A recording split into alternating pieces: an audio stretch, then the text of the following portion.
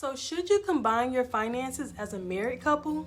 Money and marriage, those are two things that can either bring people together or tear them apart.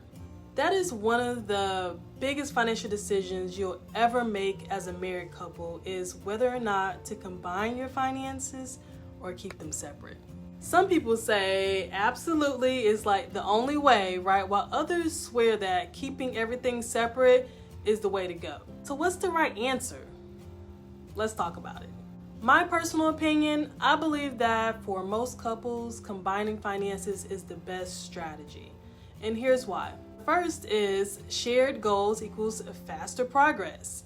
When both partners are working toward the same financial goals, whether it's buying a home, saving, investing, paying off debt, want to retire early, right? It's just easier to get there when the money is combined together instead of your debt and your savings, your investment, instead of it's our financial plan. So the second reason I think it's best to join finances is more transparency and less financial secrecy. Financial infidelity can hide in the midst of that separation of finances, and we definitely do not want that. When money is combined, right, there's no mystery around where money is going.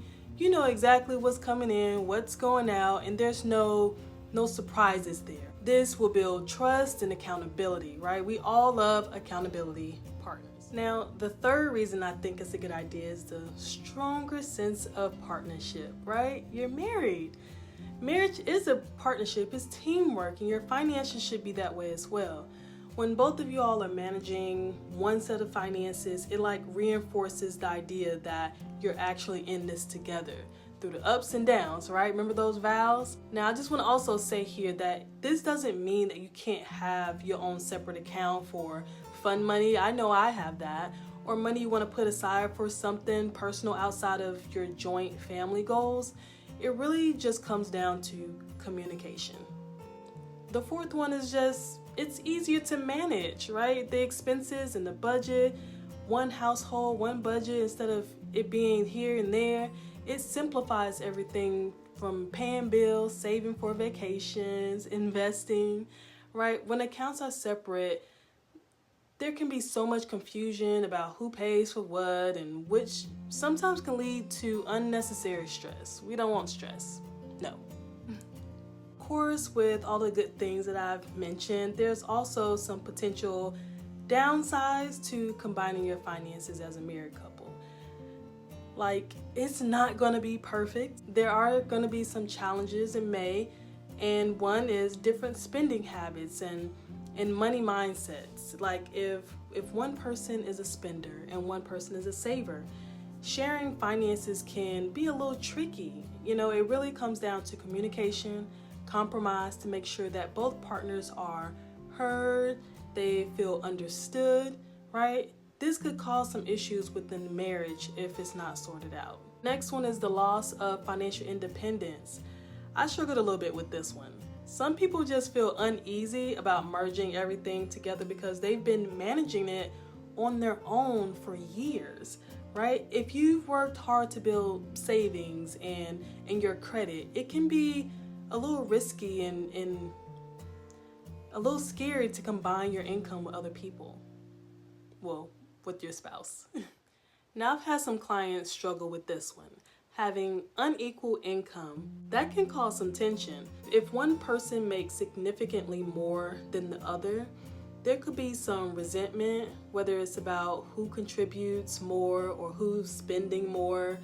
Having those clear expectations and discussions about finances, that's key right there. If the relationship ends, right, untangling finances is going to be difficult.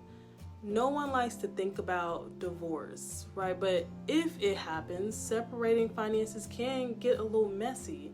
All right, so let's talk about finding the right financial strategy for you. The truth is, there is no one-size-fits-all approach. Some couples fully combine finances while some keep everything separate, and others do like a hybrid, right? Where there's a joint account for shared expenses, but separate personal accounts for discretionary spending. Here are a few strategies to consider. One, you can do fully combined, where there's one account for everything and both partners' income goes in and all expenses go out. There's also a partially combined, right, where there's a joint account for bills and savings, but each person keeps a separate account for personal spending. That's what me and my husband do, and it works very well. Now you can do completely separate, where each person manages their own money but contributes an agreed upon amount toward shared expenses. I've also seen where the money is separate and each person is responsible for a certain bill. As long as there's communication about who takes care of what bills are not getting forgotten, we don't need that, okay? Mortgage gotta get paid, utilities gotta get paid. Communicate, okay? Important. So what's the most important thing? I've been saying it, communication, because really at the end of the day, the best financial system is the one that works for the both of you. But no matter what you choose, talking about money is a non-negotiable. Like regular financial check-ins, whether it's monthly or quarterly, to help you stay on the same page, adjusting your plans as needed. Making sure you're moving toward your goals together, right? And making that progress, make sure you're going forward and not backward. I've been married for 5 years as of yesterday, and it hasn't been smooth, y'all. Like with having a spending plan, meeting up monthly with my husband to review our numbers, and of course, keeping our line of communication open and non-judgmental, okay? Joining our finances together has worked for us, and I'm seeing that compound interest doing its job, and it's going to retire us well before retirement age, and I'm very happy about that. Whew, that was a mouthful. Should you combine your finances? The simple answer for me is yes, because shared money can mean shared success. But ultimately, it's all about strategy, communication, and what makes the most sense for your marriage. Let me know in the comments what you're gonna do.